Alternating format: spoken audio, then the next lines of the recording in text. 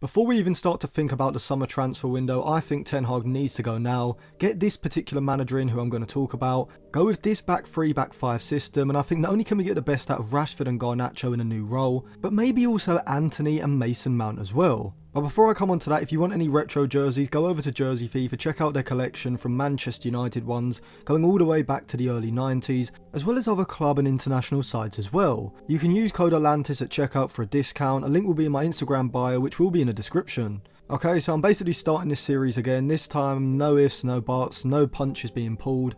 But before we even get to the summer, as I said, we've got to salvage this season and get Champions League football. That isn't happening under Erik ten Hag. If that's news to you, then I really don't know what to say. I'm going to do this series as what essentially is one long essay and basically post the text onto Patreon and then just post 4 to 5 minute video episodes on here. So let's imagine I'm appointed director of football, immediately I'm sacking Ten Hag, there's literally no redeemable qualities at this point, everything is fucked, but who do we get in? Well, obviously mid-season has practically no options, apart from one man, Antonio Conte.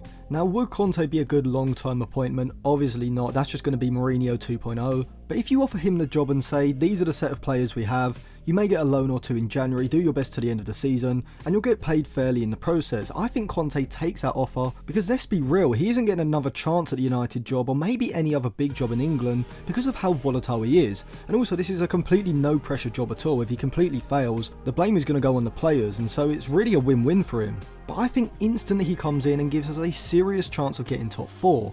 We see it with pretty much every season. If you can make a managerial change early enough, you can have a significant advantage over your top 4 competitors. And with Chelsea and Newcastle struggling, West Ham likely to fall away, I think it's really a fight between United as well as Villa and Tottenham for that top 4 spot in my opinion. But this is how I think Conte comes in and sets up this side, and I actually think it's a very good side. Onana in goal, a back 3 of Shaw or Martinez as the left-sided centre-back depending on who is fit, Lindelof or maybe Dalot as a right-sided centre-back with Varane central. If he's not playing as a right-sided centre-back, you could have Dalot as a right wing-back and Reguilón as a left wing-back, with a midfield 3 of Mainu or Casemiro, with Mount and Bruno Fernandes in front. There's also the option of switching Eriksen in there for Mount during certain periods, particularly against low blocks when United need that creativity from deep. Up front, I try to get some sort of focal point to play ahead of Højlund, who I don't think should be the starting striker for the second half of the season. I would rather him play Martial's role in the squad, but of course actually fucking play when needed.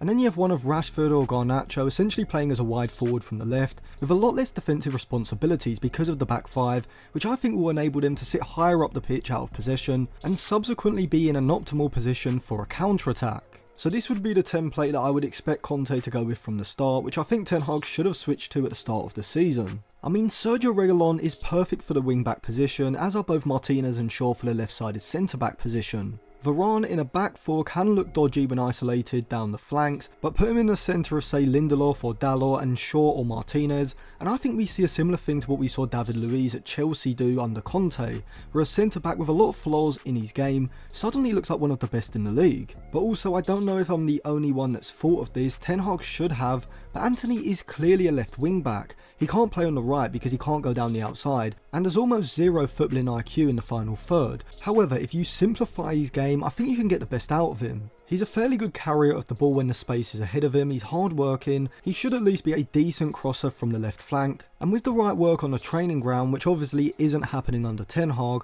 I think Conte can get Antony to the point where positionally he's at least competent in a back 5. Probably not in a back 4, but certainly in that slightly wider defensive position. I think the Brazilian fidget spinner can certainly do a job until the end of the season, and then we can move him on in the summer. And I would also like to see Mason Mount maybe used as a right wing back. I mean, he's essentially the type of player who would have been a right-sided midfielder in a 4-4-2 maybe 20 years ago. He has a football IQ, the work rate alongside the technical abilities to be a significant ball progressing threat, either in an advanced central position between the lines, utilising his long passing range from deeper positions, or out wide where he should be a creative threat via his crossing. The base is the back 5. Now the midfield and forward line are mouldable from game to game. Let's say we're playing West Ham who are going to sit deep and compact for most of the game, then maybe you bring Eriksen into the midfield alongside Casemiro and Bruno Fernandes. In other games where there is going to be more space after a turnover to exploit, maybe more of a 3-4-2-1 could be the answer, with Amad or Garnacho from the right, Rashford from the left and Højlund up front,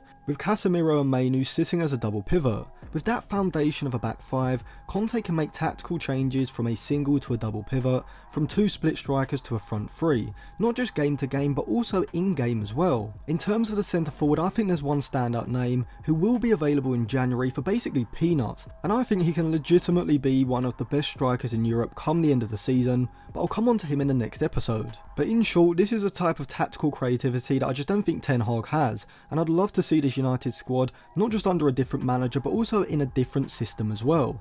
In terms of the centre forward, I think there's one standout name who will be available in January for peanuts, and he could legitimately be one of the best strikers in Europe come the end of the season, but I'll come on to that as well as a full breakdown on every player I sign in the next episode.